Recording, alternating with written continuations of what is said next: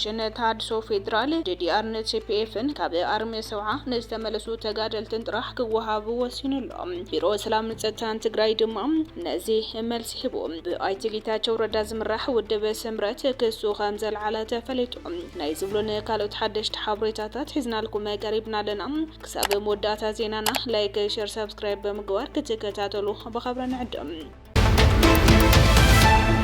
ኮሚሽን ተሃድሶ ፌደራል ዲዲአር ንቲፒኤፍን ካብ ኣርሚ ሰውዓ ዝተመለሱ ተጋደልትን ጥራሕ ክወሃብ ከም ዝወሰነ ኣፍሊጦም ኮሚሽን ተሃድሶ ፌደራል ምስ ወታደራዊ ኮማንዶ ትግራይ ሓይሊ ሰላም ብዝገበሮ ስምምዕ ካብ ኣርሚ ሰውዓ ዝመጹ ተጋደልቲ ሓዊሱ ካብ ሓይሊ ሰላም ንዝኸዱን ኣብ ኣዋሽ ኣርባ ስልጠና ይወስዱ ከም ዘለዎ ተፈሊጦም ኣብቲ ስልጠና ዝረኽቡ ላዕለዎት ኣመራርሓ ፌደራልን ሕድመ ዝተገበረሎም ኣጋይሽን ዘሕለፍዎ መልእኽቲ ንሰላም ዘርአኽምዎ ቁርፀኝነት ነመስግን ድሕሪ ምዋል ነቲ ሰላም ናፊቑ ዘሎ ህዝብ ትግራይ ቀጻለ ሓገዝ ብምግባር ብረት ተሓንጊጡ መደራደሪ በለጸኛታት ኮይኑ ዘሎ ብጻይኩም ኣሰርኩም መክስዕብ ዝኻልኩምዎ ኩሉ ክትገብሩ ይግባእ ክብሉ ሓቢሮም እዚ ተጀሚሩ ዘሎ ከይዲ ዲዲአር ክሳብ ሎሚ ካብ ትግራይ ልዕሊ 63,000 ሰራዊት ቀዳማይ ዙር ዲዲአር ተሰናቢቱ ከም ዘሎ እውን ተሓቢሩሎ ቀጻሊ እውን ተጠናኺሩ ከም ዝቕጽል ተፈሊጡሎም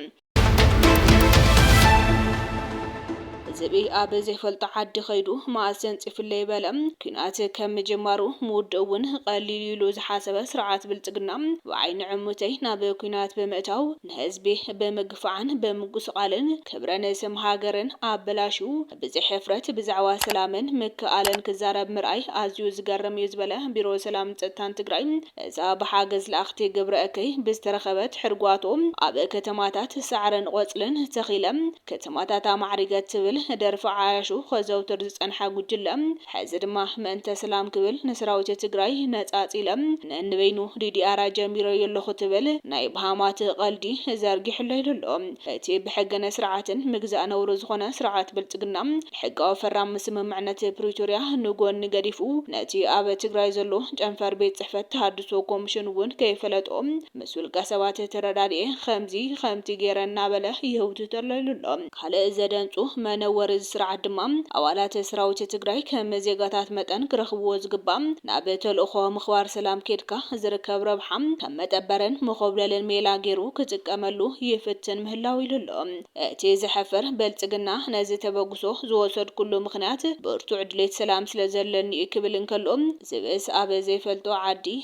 ኸይዱ ማእሲ ኣንጸፈለይ በለ ጥራሕ ይኽብሃል ዝኽእል ክብል ሎሚ ቢሮ ሰላም ጸጥታን ኣብ ዘውፅኦ መግለጺ ተዛሪቡሎ ብኣይቲ ጌታቸው ረዳ ዝምራሕ ውድብ ስምረት ነቲ ውሳነ ቤት ምኽሪ ፌደሬሽን ብምቋም ዘቕረቦ ክሲ ከም ዘልዓለዎ ተፈሊጡሎ ብኣይቲ ጌታቸው ረዳ ዝምራሕ ዲሞክራሲያዊ ስምረት ትግራይ ንመረፃ ቦርድ ኢትዮጵያ ብዘቕረቦ ክሲ መሰረት ኣብ ቀረባ መዓልታት ብሄራዊ መረፃ ቦርድ ኢትዮጵያ ኣብ ክልላዊ መንግስቲ ኣምሓራን ክልላት መንግስቲ ትግራይን ኣከራኸርቲ ብዝበሎም ናይ መረፃ ቦታታት ካብ ጊዜያዊ ምምሕዳር ትግራይ ወጻኢ ተፀዋዕነቶም ንመንግስቲ ፌደራል ክኾኑ ብቤት ምኽሪ ፌደሬሽን ተወሲኑ ኢሉ ብዘውፅኦ ሓበሬታ ስዒቡ ዲሞክራሲያዊ ስምረት ትግራይ ንመረፃ ቦርድ ኢትዮጵያ ድሕረ መኽሳሱ ማእኸላይ ቤት ፍርዲ ተኣጊዱ እቲ ናይ መረፃ ቦርድ ውሳኔ ንግዚኡ ተኣጊዱ ክጸንሕ ብፍትሐ ብሔር መሰረት ትእዛዝ ተመሓላሊፉ ነይሩ ሎሚ ኣብ ዝወፀ ሓበሬታ ድማ እቲ ብኣይቲ ጌታቸው ረዳ ዝምራሕ ውድብ ስምረት ነቲ ውሳነ ቤት ምኽሪ ፌደሬሽን ብምቋም ነቲ ክሲ ከም ዘልዕሎን ነቲ ክሲ ከልዕሎ ዝኽኣለ ድማ ኣይቲ ኣገኘው ተሻገር ስልጣኖም ተጠቒሞም ዝጸሓፍዎ እዩ ክብል ኣፍሊጡሎ